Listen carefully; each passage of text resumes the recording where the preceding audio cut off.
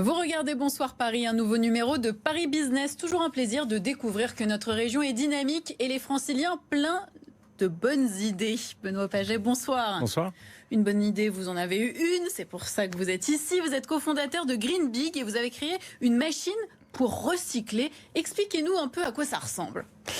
Alors on a créé une machine qui s'appelle Bibot, B comme bouteille, bot comme un peu robot. C'est une bouteille qu'on installe dans les supermarchés assez souvent, mais pas seulement, parce qu'on vient d'en installer dans une gare à Bécon-les-Bruyères, donc assez francilienne, et qui est clairement dédiée à la collecte, mais surtout au recyclage de toutes les bouteilles plastique, donc de boissons, tout ce qui est eau, soda et jus, qui sont faits dans un plastique qu'on appelle le PET. Et en fait, l'idée vient du fait qu'on a d'un côté 17 milliards de bouteilles qu'on consomme nous en France tous les ans, ce qui est énorme, ce qui est même assez vertigineux. Et de l'autre côté, des industriels qui sont ceux qui fabriquent les bouteilles, qui cherchent à réincorporer de plus en plus de matière, et c'est plutôt une bonne nouvelle, dans leurs nouvelles bouteilles, dans une logique d'économie circulaire, mais qui, et c'est là où est le paradoxe, n'en trouvent pas suffisamment, parce que y a trop de maillons faibles dans la chaîne de recyclage, y compris la collecte, et donc ils n'ont pas suffisamment de bouteilles à recycler pour refaire des bouteilles avec. Donc nous, on essaie d'améliorer ça. Vous concentrez les bouteilles dans un lieu pour qu'on puisse avoir accès à des volumes importants, c'est ça? Ouais, on met une machine dans laquelle les gens rapportent les bouteilles volontairement. Ça, concrètement, donc moi j'arrive dans mon supermarché où il y a votre belle machine, je mets les bouteilles dedans comme ouais, c'est une machine. Ouais, alors ça ressemble, c'est un peu plus attractif que ça. La machine a un grand écran qui est tactile et surtout est transparente en partie basse. Mais ce qui en fait une innovation réelle, c'est le fait qu'en fait on transforme les bouteilles en des paillettes, des jolies paillettes qui ressemblent un peu. Directement. Exactement.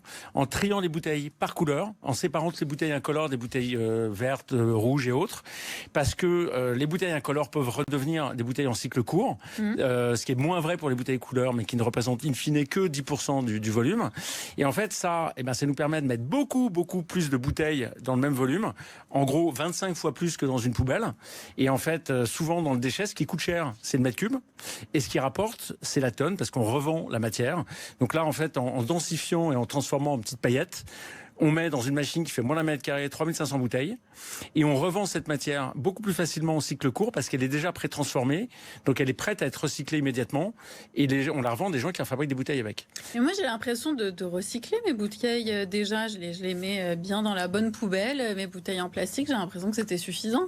J'espère que vous le faites et moi aussi je le fais et je crois que plein de Parisiens le font, mais le problème c'est ce que j'ai expliqué, c'est que dans la chaîne il y a plein de maillons faibles et à la fin dans Paris, il n'y a que 10% des bouteilles qui sont recyclées. Donc, ça veut bien... Quels sont les maillons faibles, soyons précis? Alors, par exemple, ce qui est compliqué à Paris, c'est les immeubles. J'entends par là ce qu'on appelle l'habitat verticalisé. Donc, on va partager notre poubelle avec celle de notre voisin. Donc, globalement, si tout le monde dans l'immeuble fait bien les choses, ça se passe bien. Mais s'il y a 20% des gens... Il y a toujours un petit voisin qui est pas très consciencieux. C'est le danger, exactement. Et s'il y en a un, même 2 sur 10 qui le font mal, en fait, quelque part, ça gâche un peu tous les efforts des autres. Exactement. Et donc, en fait, le mauvais élève pèse plus lourd que le bon élève. Et donc, in fine, à cause de quelques mauvais élèves, on a évidemment ce problème. Et puis, il y a aussi la configuration de Paris. Dans le Marais, dans les immeubles 18e siècle, on s'était pas dit, il y a quelques centaines d'années, il faut mettre des 5 poubelles de 700 litres pour pouvoir effectivement que les habitants de demain puissent faire leur tri. Donc, on a quand même un problème de config, parce qu'on ne peut pas mettre des poubelles partout. Donc, c'est plus compliqué d'avoir effectivement tous ces flux. Et la collecte est plus compliquée. Et donc, quand on mélange, ça devient plus compliqué à trier. Et puis après, de façon assez logique, vous mettez votre bouteille dans une poubelle avec d'autres déchets, du carton, d'autres plastiques. Le premier geste après, en tout cas, la première étape, c'est un camion poubelle qui compacte tout ça bien ensemble. Quand vous avez compacté plein de déchets ensemble, ils deviennent un peu plus compliqués à trier.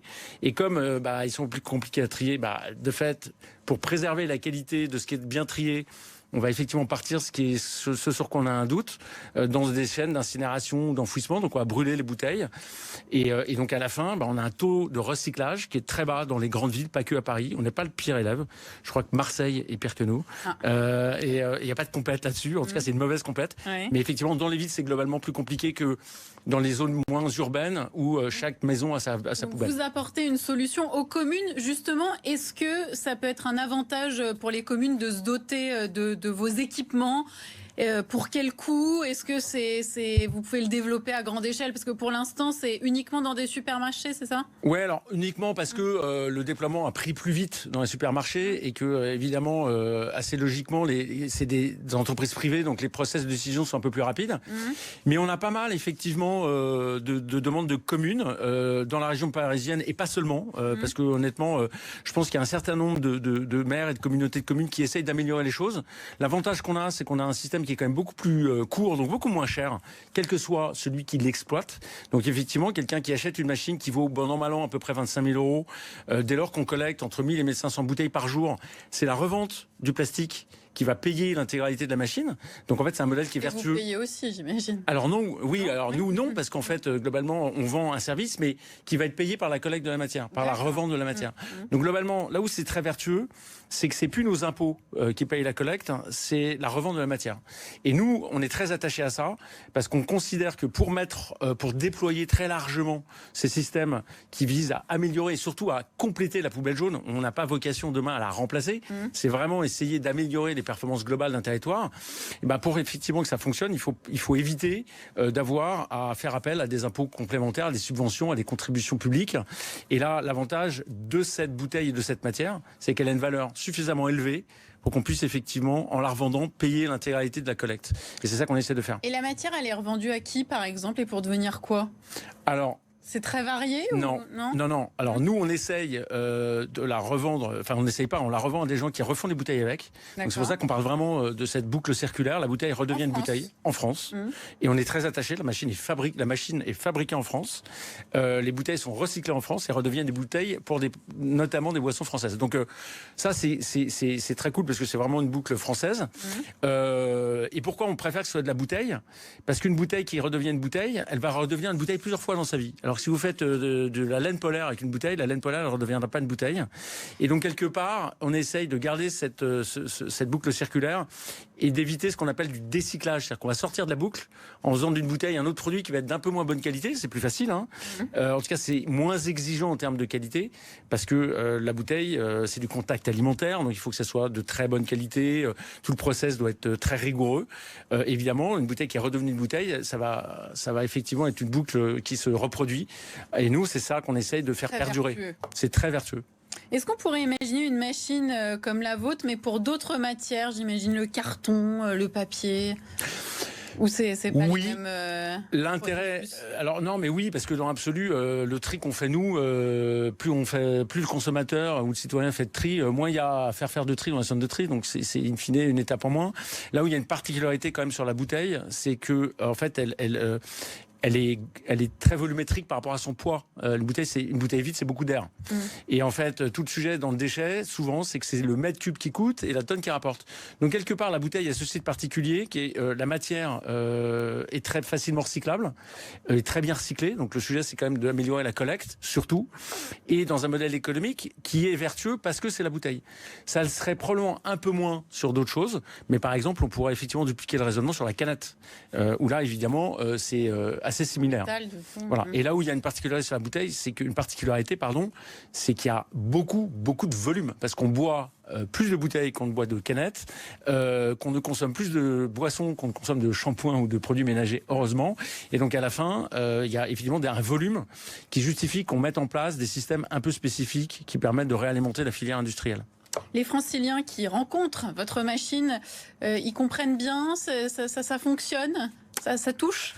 Ouais, honnêtement, Honnêtement, je crois que les gens qui l'ont essayé l'ont adopté, sans mauvaise formule. Et oui, elle est hyper intuitive. Ça peut être pénible aussi de transporter toutes ces bouteilles et d'aller les mettre. Quand c'est en bas de chez soi, c'est aussi plus simple. Il y a deux éléments. Le premier, c'est que les gens qui l'utilisent sont hyper contents de le faire parce qu'ils ont la garantie que la bouteille est recyclée. Ils voient, la machine est transparente en partie basse. Oui, donc on est sûr du circuit. Et puis il y a un deuxième petit truc, c'est qu'en fait, on les récompense.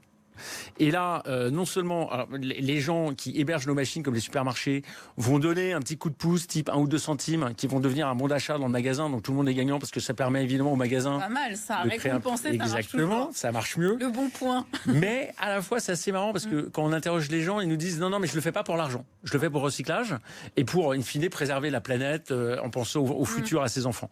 La réalité c'est que le fait de donner 1 centime, ça rassure les gens sur le fait que la bouteille soit réellement recyclé à la fin, alors qu'il pourrait en diter de temps en temps. Là, ça donne une valeur à quelque chose qui donc n'est plus un déchet, mais une ressource. Et c'est ça qui est hyper important. Et c'est pour ça que quelque part, les gens le font et le font volontiers. Puis il y a un deuxième petit élément qui est clé, c'est que plus on donne de sens, plus les gens contribuent. Et ils peuvent effectivement ne pas prendre l'argent pour eux dans la machine, mais ils peuvent faire le choix d'en faire un don à une association. Ça marche très bien. Ça marche aussi très bien. Merci beaucoup Benoît Paget. Vous nous rappelez le nom de votre machine ? La machine Bibot. La machine Bibot, vous la rencontrerez peut-être dans vos supermarchés franciliens. Merci beaucoup de nous avoir expliqué son fonctionnement. En tout cas, très instructif. Merci. Allez, on passe aux 3 infos de Paris Business.